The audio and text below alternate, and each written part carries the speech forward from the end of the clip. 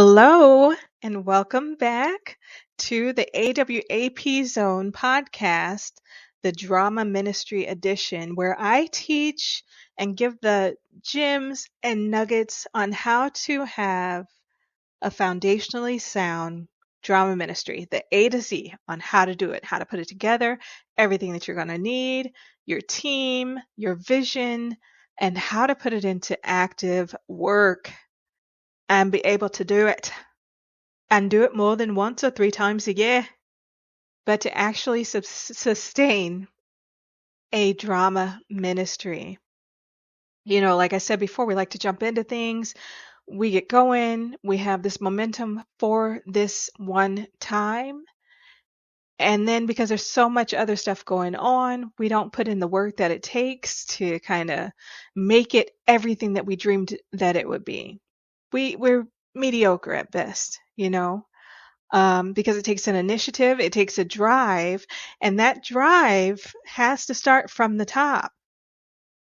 Now, if we're doing like we do the Sunday school kids and we're like, okay, you're going to learn these lines, we're going to do these speeches, doesn't matter if you can memorize it or not, we're going to have the paper right there, I'll be standing there to help. We're not going to make you put a lot of effort into it because I know you're going to put a lot of effort into your clothes, right?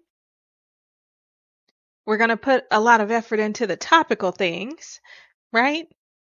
But we're not going to bring it how it should be brought or give it the respect that the word, the respect that the word is entitled to. We hardly ever put the emphasis on that, but we want to dress our best. We want to make sure we're associated with the color scheme. We want everyone to say, oh, she's so pretty. Oh, he's so handsome.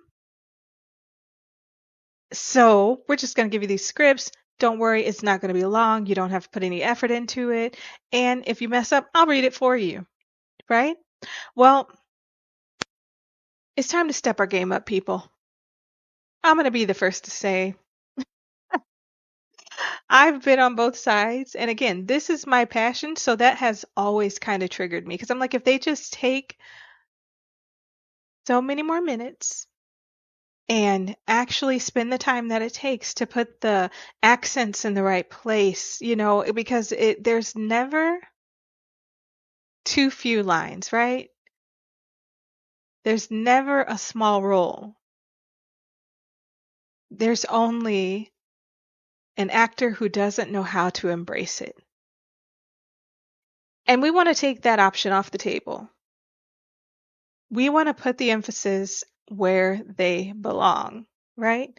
We want to make what counts and will last be where we focus. Topically, aesthetically, yes, we want to be presentable. But if that overrides us, hey, buckling down and getting the same information in us, then, there's a little problem there. What are we really worried about? What are we really trying to, I want to say be impressive of, each other? We're trying to impress each other with the way that we look? Or are we trying to impress our Lord with, Father, we're doing it your way? And look, I've studied to show myself approved, and now I can regurgitate this information. You know what I mean? I am able to share the word. And look, I'll prove it. When we get a big group together, I'm going to present your word so beautifully so that you will be proud of me. Because I know you're real and I know you're really there. And I know you're really watching. Right? So I'm sure we can all say we have fallen a little short. And maybe the problem was just that we don't know how to do it. You know what I mean? Because this is a learned skill. How do you memorize lines? You know what I mean? How do you really embed it into you?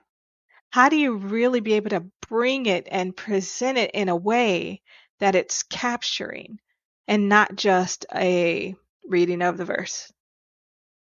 You know what I mean? How do we get that confident in us so that when we bring our lines, they make a difference? Even Jesus wept can be done a lot of different ways depending on where the emphasis are and where the pauses are and what we're trying to um how we want to present that information for that particular situation. So, and I just say that verse because it's only 2 words, and everybody knows that, right? Um, but it's a difference when you're trying to bring it in. How do you want the people to receive it? You know what I mean? Let's take just a little tiny acting break, commercial thingy, so I could do this, and you can know. Because I'm sure you've seen someone online or on a movie or on a television or somewhere where they say just a short thing, but it makes such a powerful impact. You would be like, whoa. So how many different ways can I say Jesus wept, right? There's quite a few. So let's say I'm proving a point, right? And I'm like, oh, Jesus wept. You know what I mean? Even if you don't know what the surrounding narrative or dialogue is, you can say your lines the way that they need to come out for that situation. If I'm being empathetic or if I'm being sympathetic and I'm understanding the way he was feeling at that time, or I'm trying to show you that it wasn't all roses. Jesus wept.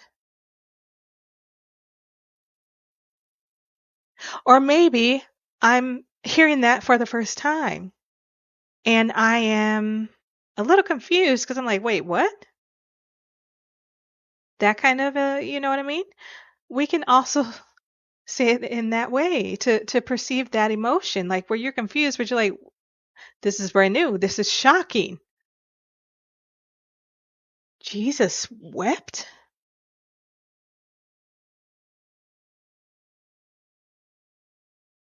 And then that brings about the, are you sure? I mean, he's the most high. I mean, why was that? You know what I mean? It just can bring up so many different emotions depending on how you do it. So, and every Easter that I know of, there was that one in there. And they just kind of, Jesus wept. Amen. And it's like, but you could do so much better. You could take the time.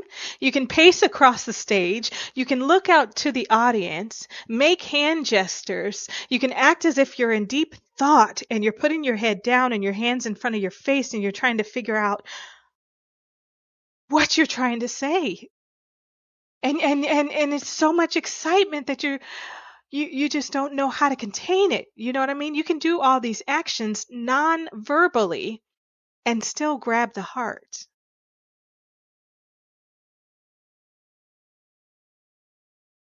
You know what I mean? So it's how you say it and not really what you say that will be the impact. Because you can say you don't have a clue so many different ways as well. We can put an accent on each one of those words. We can say you don't have a clue. You don't have a clue. You don't have a clue. You don't have a clue? You don't have a clue? Like there's so many different ways, right? So when we are doing our thing up there, please keep in mind that everyone can be very good at this. We can bring the emotion, no matter how small our part is, we can make an impact and do a very great job and leave people thinking with a prolonged thought just because of the way that you brought the word. So now we are getting into chapter 4, selecting a script. And that is dependent solely on the situation and what you're trying to do. And if you're going to select a script or if you're going to write your own, right? If you don't know how to write your own, we have a Bible full of scripts that we can turn into any type of genre we would like. I was thinking about this the other day, right? What if we did, I don't know what, so I think outside the box, right? And to modernize it up, what if we did, um, anyone, let's say when they fed the people with the five, fish and loaves of bread, right? What if they were gangsters? Like all of his disciples, right? Because they had them backgrounds, you know what I mean? So it's like, especially with Judas on the team, right? And so we know that they didn't come from the most wholesome and well-rounded and, head on straight type of things, right? Not if somebody's getting sold for 30 shekels and that's the Lord and you saw him do what he could do. That's not okay. So we see the type of people we're dealing with. Now, did they all get redeemed? Mostly. What if even going to the crucifixion, you have that kingpin, which would represent the Lord, the head of the, whatchamacallit. And then you have his bodyguards, his muscle, his gangsters, his thugs, you know. And you can do a play on situations and modernize it for your audience, right? So you don't have to keep it as I don't know what words are not offensive, y'all, because I just talk real. I just talk how I really think and how it really is to me.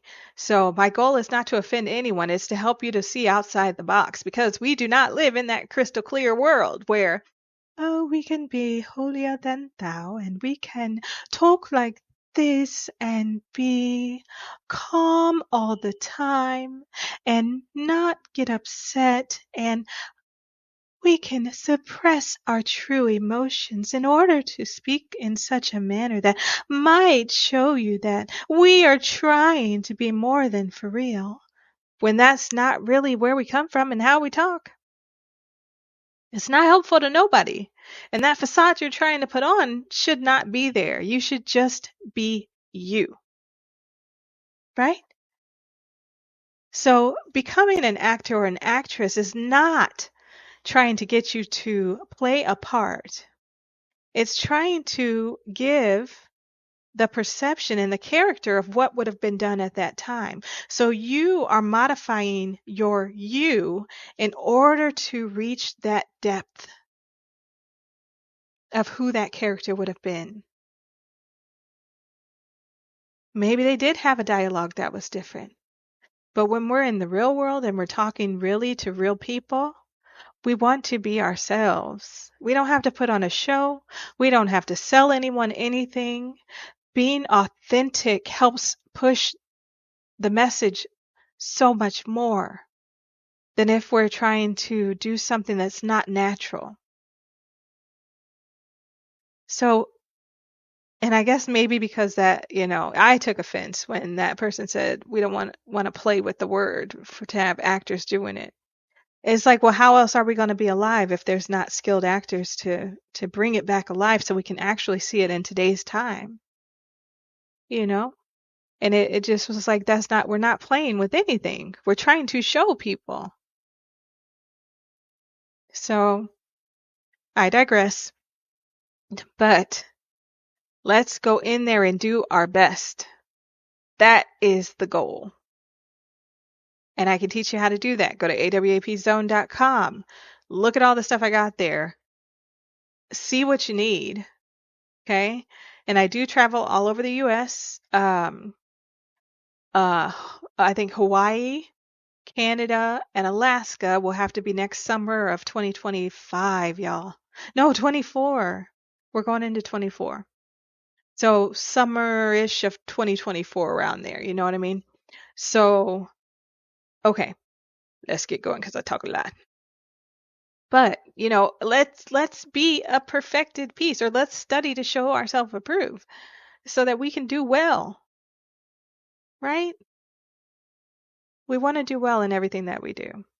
So, selecting a script, and I'm excited about that because I'm a acting coach and I've been doing this for over 20 something years. So, getting into that character, being that character and not just playing like I'm acting like them, that works. And that gets me excited because now I can show you a different perspective that you may not have seen before.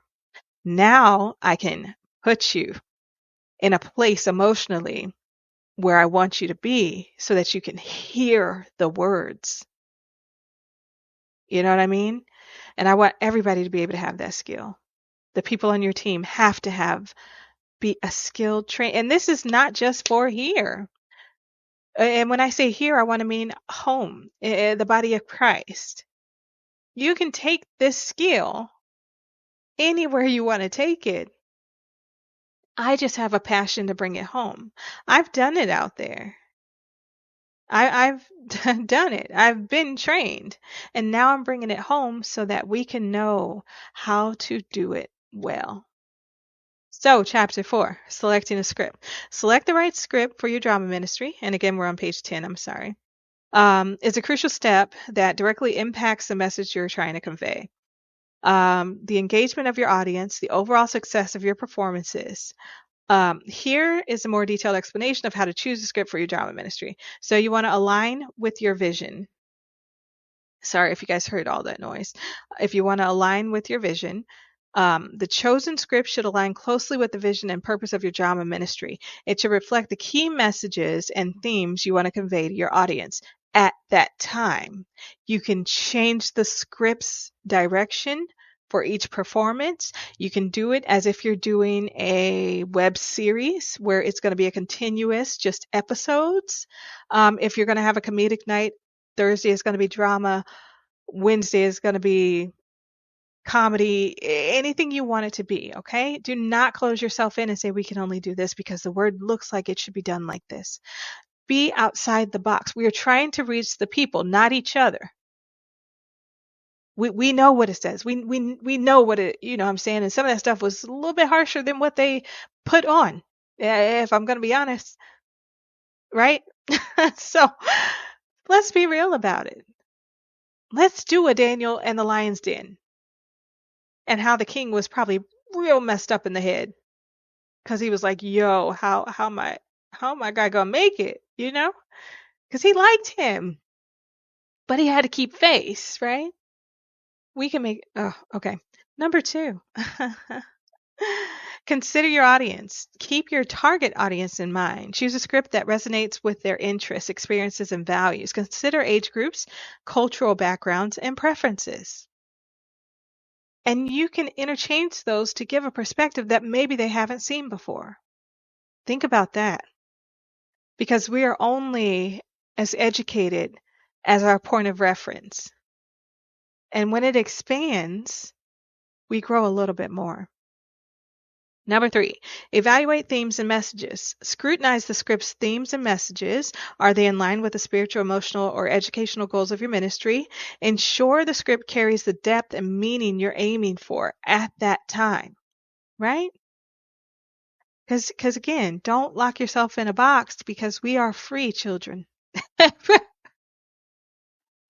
Whom the Lord sets free are free indeed, right? Let's take those shackles of, well, we have to look like this because we are Christians. First of all, we don't all look the same. Yes, unity, but not uniformity as far as we have to put on this pretend face, and we all have to have that pretend face, because the people out in the world have a different kind of face, and they're like, but that don't even look real. You know what I mean? And this is who we are trying to reach. So our authenticity is gonna carry way more weight than just like trying to put on to bring them in. That's not gonna bring them in, because now you're setting goals that nobody realistically can grasp and get to, right? So we want to make sure that we're being our authentic selves. And if you look confused half the time, and you don't be knowing the answer all the time, and you don't got correct English all the time, guess what? There's somebody out there that's confused all the time. Somebody out there that look like they don't know what they're doing all the time. Somebody out there that don't got correct English all the time. Guess what? Now you're relatable because you're being yourself. And people can tell when you're not. Number 4, assess content and tone. Consider the script's content and tone. Is it appropriate for your intended audience? Ensure that the language, humor, and content are suitable for the context of the value of your ministry. So when they are saying the language, it doesn't mean are they cussing, are they not cussing. That means, are you using appropriate words that people can understand? Or are you trying to sound too highly educated that you lose them? You know what I mean? So when a good pastor goes up and speaks, he knows his audience. And he's like, well, we got 11-year-old kids in here. We got 98-year-old people in here and everybody in between. I know they can understand if I talk like this. Or if you have to bring up your King James Bible, then you got your NLV Bible, and then you got the Message if you want to break it down even further. Let's go the extra step to make sure that the people understand. So if you're like, okay, so we are in an economically challenged neighborhood. Everyone is not university trained. People understand regular basic dialogue. How are we going to reach them? Well, we've all been to college here, so we're going to talk like we're highly educated. We're going to be using these words that just no one but doctors know, because that's the field that we are in. So we have to be like that at all times, because otherwise, who would we be if we did not promote our stature? You see what I'm saying? But this ain't that. We are trying to reach them. We need to make sure that we are relatable on their level, because if we're speaking over their heads, deuces, my guy, I'm good. He'll find another way for me. You see what I'm saying? We don't want to turn these people away. We don't want to make it so that it's unreachable and they can't obtain the information. We meet people where they are, and then we elevate them as we elevate together. Because just because they didn't know it yesterday doesn't mean they're not going to know it tomorrow. If you do a good job, they will know. And if you make it presentable, like, hey, the Lord really said, come as you are. And they're like, well, I am are. I'm is. I can come too. I know that was all the way backwards. However, I was just trying to make a point. So we have to be able to not take ourselves so seriously that we are trying to seek the approvals of somebody who may be a colleague of ours, because we're not bringing that right here. We are being real world-ish right here. We are talking their talk. We're using the dialogue that everybody can understand. We're not just trying to put us on a pedestal and say how proper we are. And we're not trying to say how much better I am than you. Because what fun is that? Because they can look at you already and tell you have something that they don't have. People are not stupid. And some people, like myself, can read energy very well. And it's disappointing when somebody is like not being who they're supposed to be. Now, can you be educated and you grew up in a sheltered environment, so you really don't know how to be in layman's terms? Yes. But then guess what? Now you get to resonate with them and they help you while you're helping them. They might say something like, all right, well, you just calm down. You ain't got to talk like that. Just, be regular. Just, and you're like, okay, let me try this. I probably can. I believe if I try, you know what I mean? You can be corny. There's nothing wrong with being corny. And if you're true, authentically corny, people can see that too. And then you get a pass because you don't know no better. You just are you. But when you're trying to reach for something, take it down a notch, right? Because we're trying to reach the heart, not for them to vote for us for, whatever imaginary type of whatever you got going on. So, I just had heard somebody say like our work voice. We have our work voice and we have our real voice. It was a comedian I was watching the other day, and he was talking about that about Mario Lopez, how he was like, "Yo, he got a twang in his tongue." It's like- and he's like, "But when he's on TV, he talks like this because he got his work voice and he got his real voice, and you know what I mean? You know what I mean? We all got one." All right, but thankfully I get to just be myself, and I'm a little goofy, and I'm a little educated, and I know what I'm talking about when I'm in my lane. There's so many lanes out there that I have no idea, right? But in this lane, I'm good over here. I think I got it down. So, adaptability. Evaluate the script's adaptability to your resources, space, and technical capabilities. That means, is the lighting good? Do we have a way to actually get on the stage and exit the stage if we are doing that scene? Or how can we modify the scene in order to work for where we are? Okay. And remember, you can change scripts. Like if you're writing a script and you see, oh, this doesn't work, revise it. There's a lot of revising that goes on. Don't be afraid of it.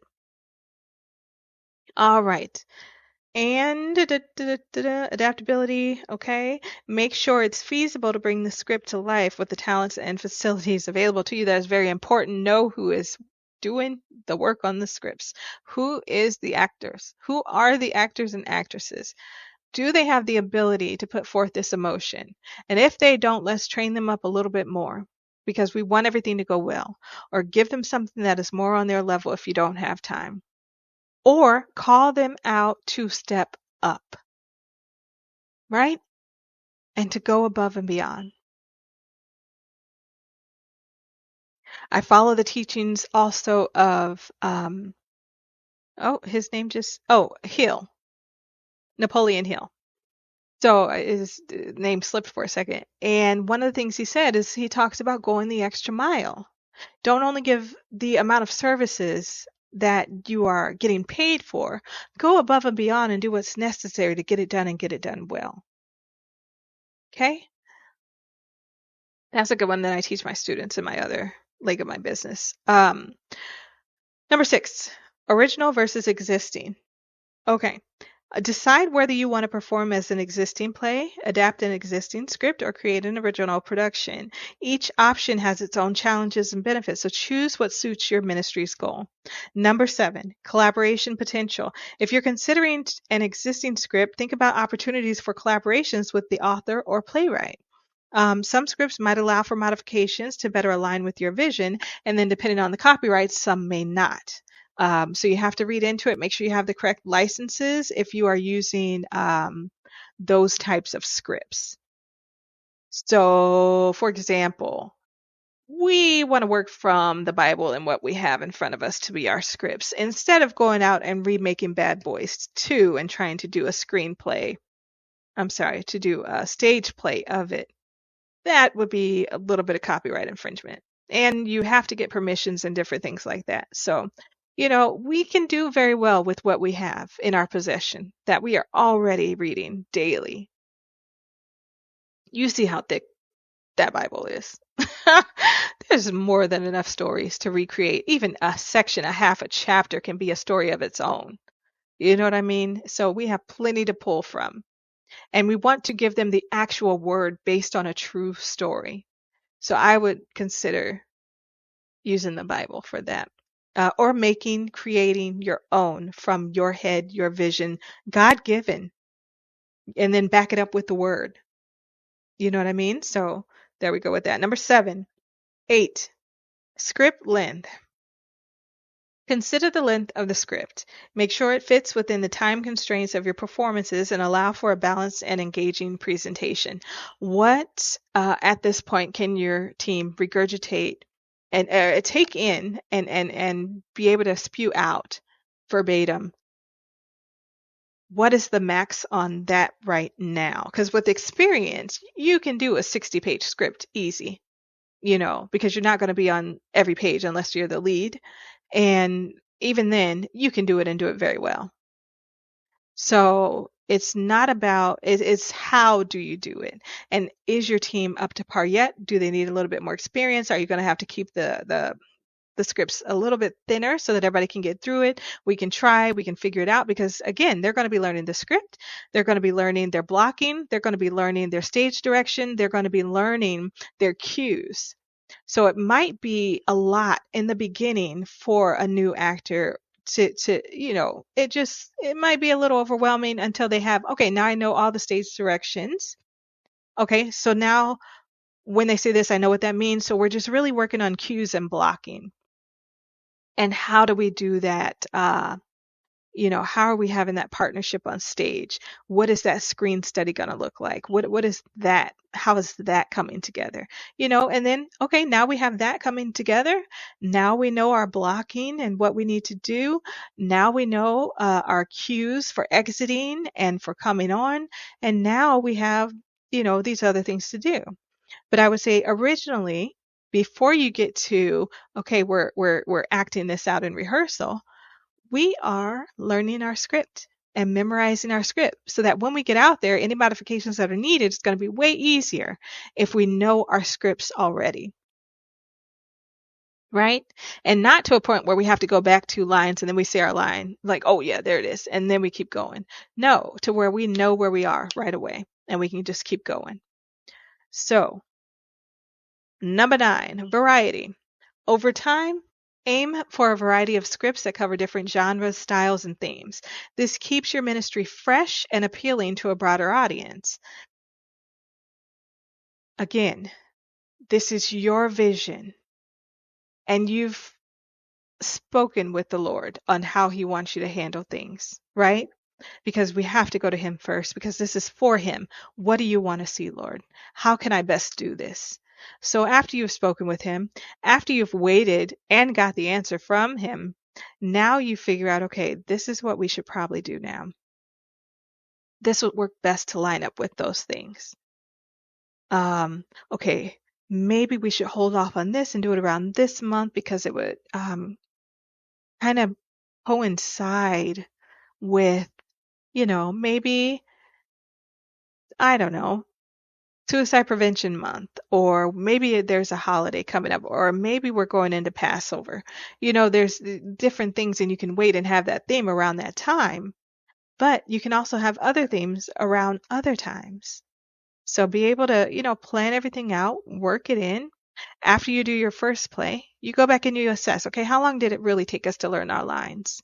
How much time do we really need to rehearse? And then you start, making those notes, and you can modify what you need to do and where you need to spend the time and what you're good on.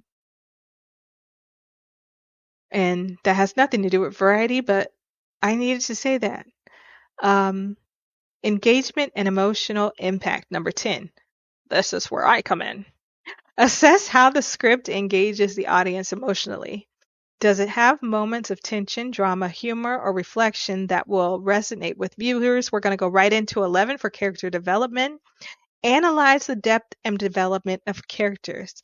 Well-rounded characters with relatable motivations and growth arcs can enhance the audience's connection to the story. That is my big point. How well did we do the character breakdown? How well do they know that character and can modify themselves to that variation of that person? Do they know the backstory? Where did they come from? Where was that character born? What did that character go through when they were young? Why do they have the mindset that they have today? Who would say these kinds of words? What kind of upbringing would you have had to be able to be in situations of this kind? Once you can figure those things out for your character, it'll be that much more easy to step into their shoes. So if they grew up in Harlem, I'm sure they have an accent. It's kind of hard in Harlem, so I'm sure they have to have a, tough skin. So when I'm saying these things, I might have to have a little bit more aggression in my voice to make it make sense. Because it won't like be the same as someone who lived in California because it's just like a whole different vibe, right? Like, I mean, really, if you've been out, I mean, come on. So, when I'm doing those things and I'm developing my character, location is very important. And what location, if there is none stated, do you want them to have?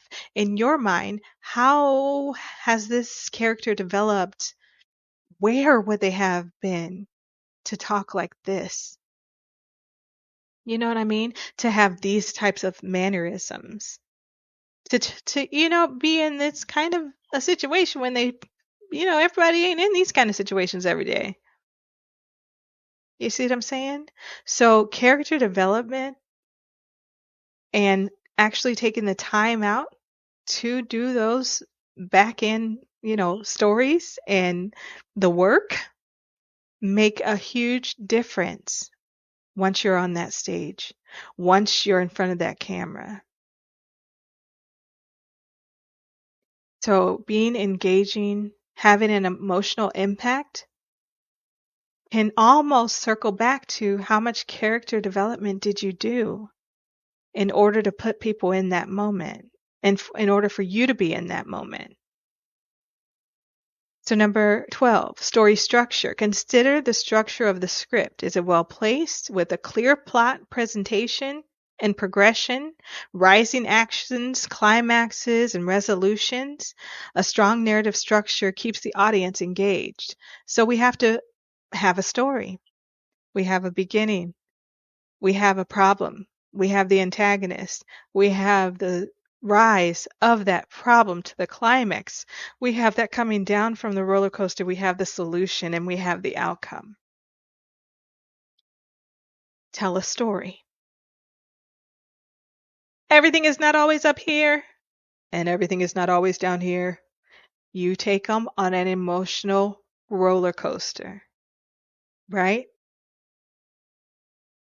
One minute they're happy, next minute they're crying, next minute they're laughing like can't even stop. You take them on that emotional roller coaster. And maybe it is a super deep moment.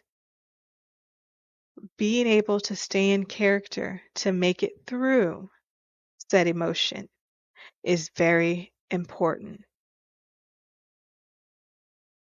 The little snickers, the laughs, the oh, I forgot my line looks, that breaks the concentration. And all that hard work is thwarted, right? It's just out of here, non-existent anymore. That line, that connection has been broken. And now we have to work on reestablishing it, but they might be just caught up on the laugh now. And so you've missed the moment. So taking pride in what we're doing to the best of our ability makes a huge difference. So then we're getting to 13, readability and flow. So read the scripts out loud with your team and assess its readability. And if something's just ain't clicking right, change it till it does. Ensure that the dialogue sounds natural and that the pacing feels right. So you know when to slow down a little bit and take your time to be in that moment and not just try to hurry up and get through the lines because you know somebody else has to say something and you've been on the stage for 4 minutes and you thought it was going to be 3 minutes and 30 seconds, so now you're rushing. No, we take the time allotted to get the point across.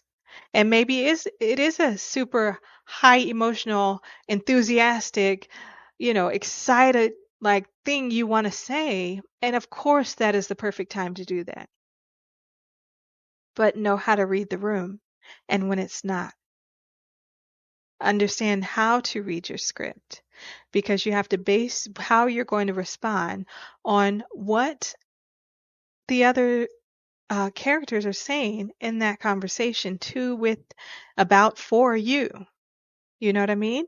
So you have to read through the script, the whole entire thing, not just your lines, but you have to get a feel of what is this about? What's going on? What's going to happen next? Oh, so if we come in like this, that helps to lead up to that climax. And then when you understand the script a little bit more, when you're in that moment and you know what's going to happen, you can better maneuver yourself to position yourself for success. See, what people don't understand, they think acting is super simple work. They think it's just you get up there, you do your thing, you're done, and you've done a good job. No, it actually takes all of this to be able to get that character down packed and to put it into play and see it through. Now, I do want to apologize because after you've gone through this course, after you get your team that training, it's going to ruin bad movies for them for life. Because they are going to know the difference. Because I be sitting there like, oh my goodness, if they don't. Like, this is why I talk to the screen, because you ain't doing it right. If you would have waited 2 more seconds and gave that pause, we could have been there with you.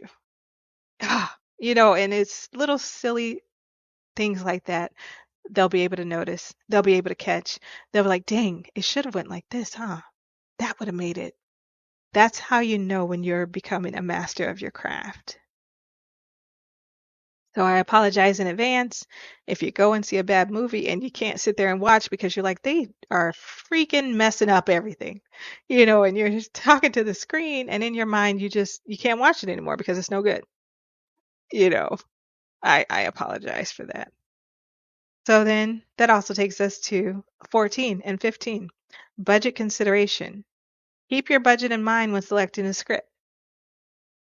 Some scripts may require complex sets, costumes, or special effects that might not be feasible given your resources. So start with what you have. Make it work. Keep it as close to zero and free as possible. That's what I do. That's what I did. And guess what? It turned out pretty good.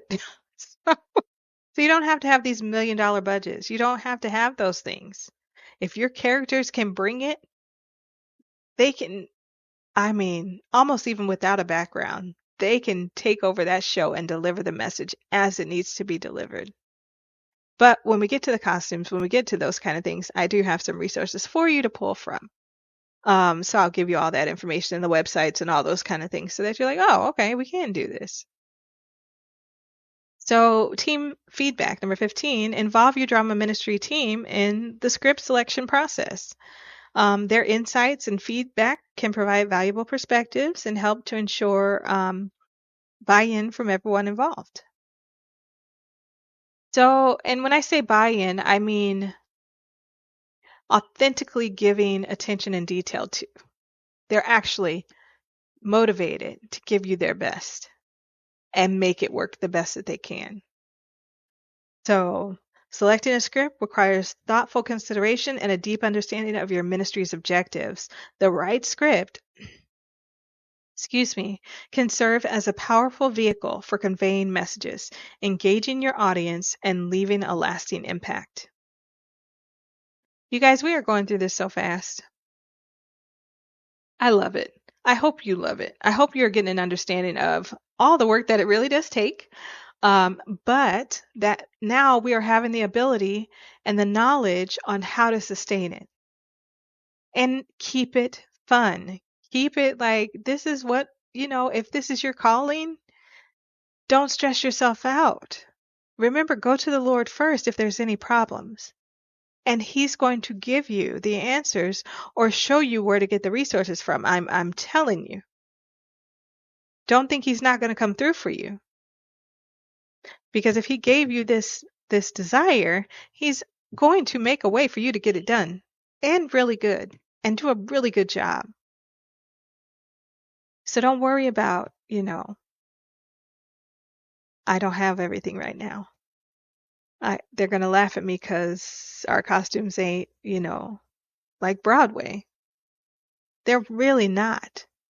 They're really interested in what you have to say. And then if you have any kind of visual aspect that can capture their attention, it's great.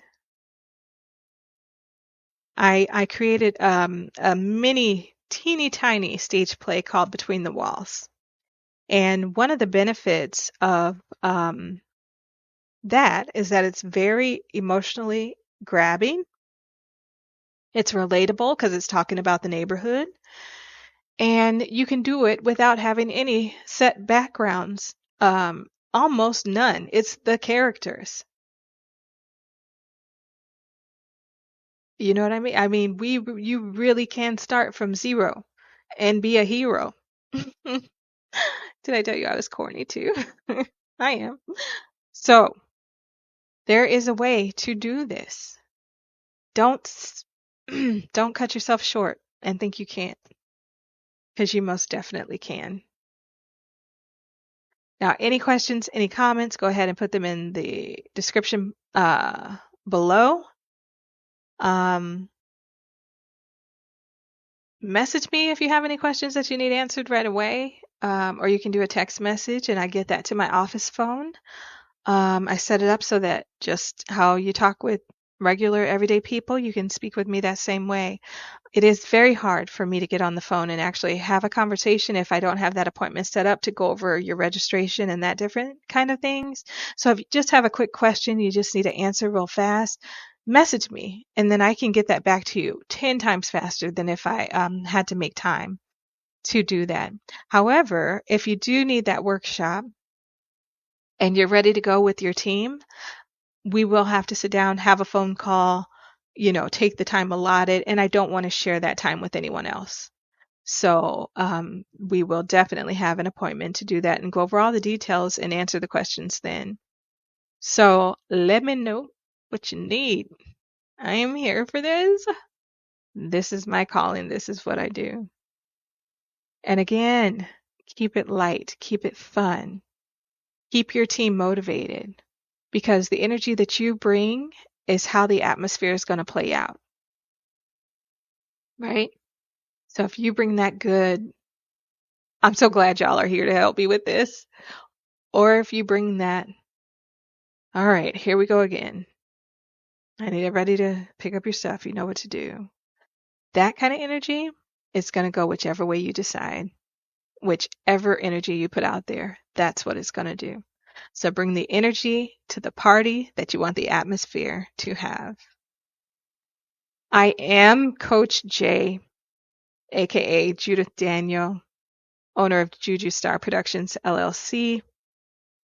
And it is always my pleasure to bring this information to you. So until next time, y'all, deuces.